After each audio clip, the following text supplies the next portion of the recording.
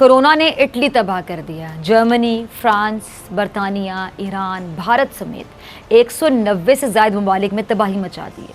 दुनिया की मईशत कमज़ोर कर दी, लोग मर रहे हैं और जो मर रहे हैं उनकी नमाज जनाजा पढ़ने वाला कोई नहीं।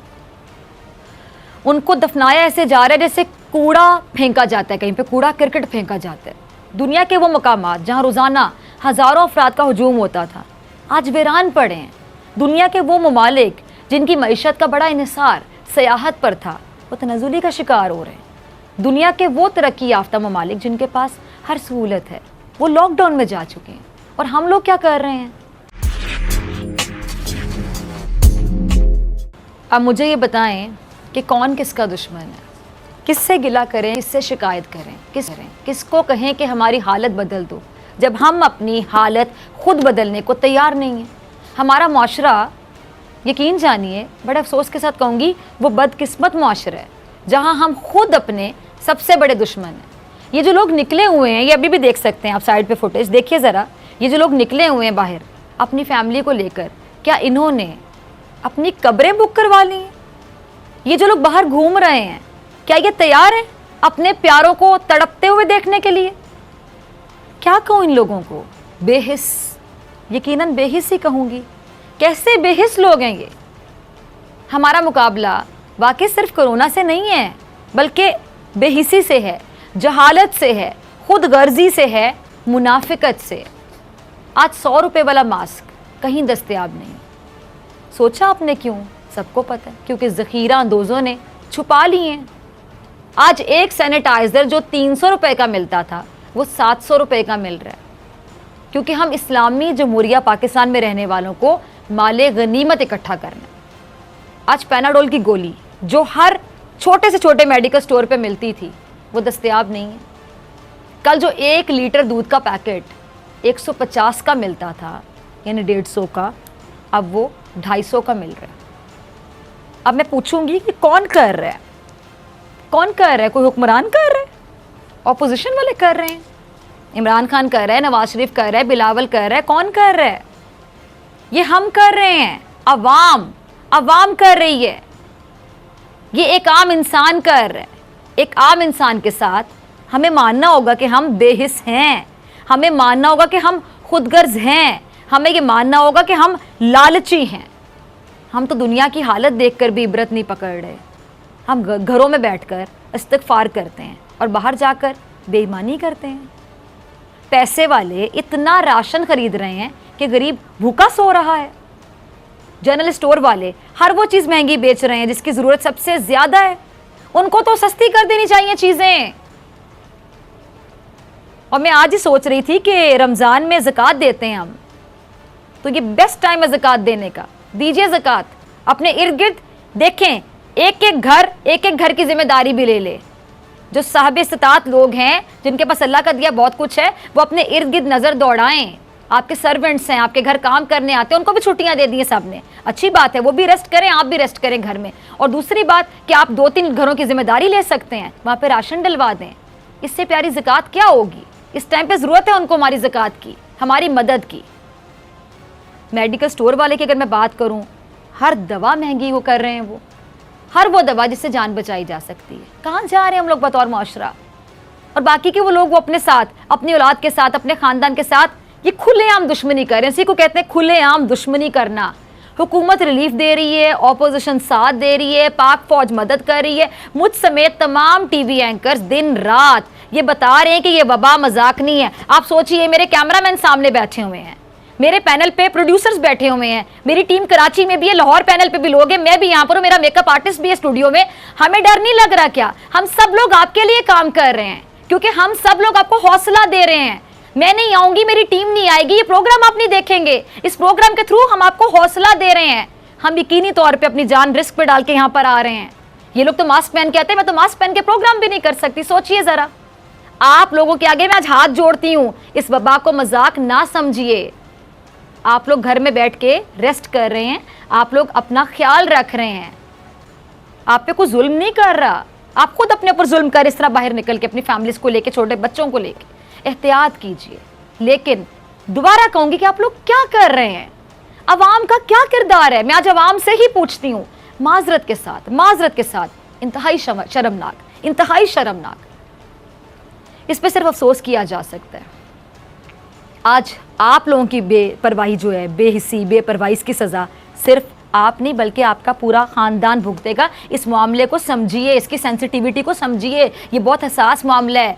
सिर्फ आपके ऊपर, आपके लिए जिम्मेदारी नहीं है, आपके ऊपर आपके इर्द गिर्द के लोगों के लिए भी जिम्मेदारी है। आज सवाल हुकूमत से नहीं है, आज सवाल या तनकीद ऑपोजिशन पर नहीं है, बल्कि खुद से सवाल कीजिए। आज खुद पर तनकीद कीजिए। आप क्या कर रहे हैं अपने साथ? क्या जितने मसाइल हमारे सर पर हैं, जिन मसाइल का हमारा मुल्क ऑलरेडी सामना कर रहा है, वो काफ़ी नहीं है? क्या हम अपने लिए ना सही, अपने बच्चों के लिए, अपने वालिदैन के लिए? अब ज़रा सोचिए, जो जवान बंदा है वो शायद बीमारी से लड़ ले। जब आप बाहर इस तरह घूमेंगे और आपके घर में कोई बूढ़े वालिदैन हैं, जब आप वो बीमारी लेकर घर जाएंगे, क्या वो बर्दाश्त कर सकेंगे? उनकी इम्यूनिटी इतनी ज़्यादा होगी? प्लीज़ अपने ऊपर तरस खाइए, अपने छोटे बच्चों पर तरस खाइए, अपने घर में रहने वाले बूढ़े वालिदैन पर तरस खाइए। जो भी बूढ़े लोग आपके घर में रह रहे हैं उन पर तरस खाइए। मैं भी हूँ, आप भी हैं। जो टीवी देख रहा है वो तमाम लोग इस वाक़ये के गवाह हैं। ज़रा गौर से सुनना शुरू कीजिएगा। कोरोना वायरस दुनिया के 190 से ज़्यादा ममालिक में फैल चुका है। लाखों अफराद में कोरोना वायरस पाया गया और हज़ारों में अमवात भी हो चुकी हैं। हर रोज़ नए केसेस सैकड़ों की तादाद में सामने आ रहे हैं। दुनिया के तरक्की याफ्ता ममालिक जहाँ हर किस्म की सहूलत मौजूद है, वो भी इस वायरस की लपेट में आने के बाद अपाहिज हो चुके हैं। कई ममालिक में लॉकडाउन कर दिया गया और कई ममालिक में कर्फ्यू की सूरत हाल भी है। दुनिया की बड़ी मुआशी कुव्वतें दूसरी आलमी जंग के बाद पहली मरतबा इतनी बड़ी सतह पर माली मुआवनत देने पर मजबूर है।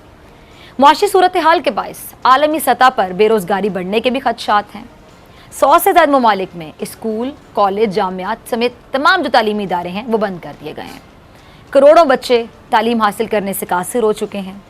इटली दुनिया का वो बदकिस्मत मुल्क कह लें जो कोरोना वायरस की वजह से कब्रिस्तान बनता दिखाई दे रहा है। मरने वालों की तादाद इतनी है कि दफनाने की जगह कम पड़ती है। ताबूत ख़त्म हो चुके हैं। इटली में फ़ौज का ट्रक आता है और आपको पता है लाशों को उठा कर ले जाता है। कहाँ दफनाते हैं भी या नहीं, यकीन जानिए मालूम नहीं। स्पेन में भी कोरोना वायरस के मरीज़ों की तादाद हज़ारों में है और मरने वालों की तादाद अभी तक सैकड़ों में है। स्पेन में भी लॉकडाउन किया गया। और ईरान जो पहले से कई पाबंदियों का शिकार है, वहाँ हर 10 मिनट में एक कोरोना का मरीज़ हलाक हो रहा है। 16,000 से ज़्यादा कोरोना के मरीज़ ईरान में हैं, जिनकी तादाद में दिन ब दिन इजाफा देखने में आ रहा है। अब यूरोप की बात कर लेते हैं। यूरोप में 64,000 से ज़्यादा अफराद कोरोना का शिकार हो चुके हैं। अमेरिका की 50 रियासतों में कोरोना का वायरस पहुँच चुका है। हज़ारों मरीज़ हैं और सैकड़ों हलाक हो चुके हैं। अमेरिका में मरीज़ों के साथ साथ उसकी मईशत भी वेंटिलेटर पर जाती हुई दिखाई दे रही है। दुनिया के बड़े तरक्की याफ्ता जो ममालिक हैं, बड़े तरक्की याफ्ता ममालिक, उनका जो हाल हो चुका है वो चीख कर हमसे ये तकाजा कर रहे हैं कि इबरत हासिल करो, कहीं ऐसा ना हो कि ये हाल तुम्हारा भी हो जाए। दुनिया में जिस तरह इस वायरस ने तबाही मचाई है, वो तबाही हमें ये पैगाम दे रही है, चीख कर ये पैगाम दे रही है कि अब भी वक्त है, इबरत हासिल कर लो, एहतियात कर लो, ऐसा ना हो कि इसका अगला शिकार हो। आज मैं किसी एक सियासतदान पर भी किसी भी किस्म की यकीन जानिए कोई तनकीद नहीं करूँगी। आज मैं ना हुकूमती किरदार की बात करूँगी, ना मैं ऑपोजिशन के किरदार पर कोई कमेंट करूँगी। आज मैं अपने और आपके किरदार की बात करूँगी जो इस संगीन सूरत हाल में हम लोगों ने इख्तियार किया हुआ है। इमरान खान साहब ने इसी कोरोना वायरस के ख़तरे से निमटने के लिए मज़ीद कई पैकेजेस का ऐलान किया। वेंटिलेटर्स, सेफ्टी किट्स, मास्क वगैरह भी मंगवाने का फ़ैसला किया है। इलाज की सहूलियात को मज़ीद बेहतर बनाने का भी ऐलान किया। पेट्रोल की कीमत में कमी का भी ऐलान किया। कौमी मसला नहीं है बल्कि ये मसला एक आलमी मसला बन चुका है। दुनिया का हर मुल्क इसकी लपेट में है। दुनिया के वो तरक्की याफ्ता ममालिक जिनसे दुनिया कर्जे लेती थी, सोचिए आज उनको अपनी मईशत की फ़िक्र खा रही है।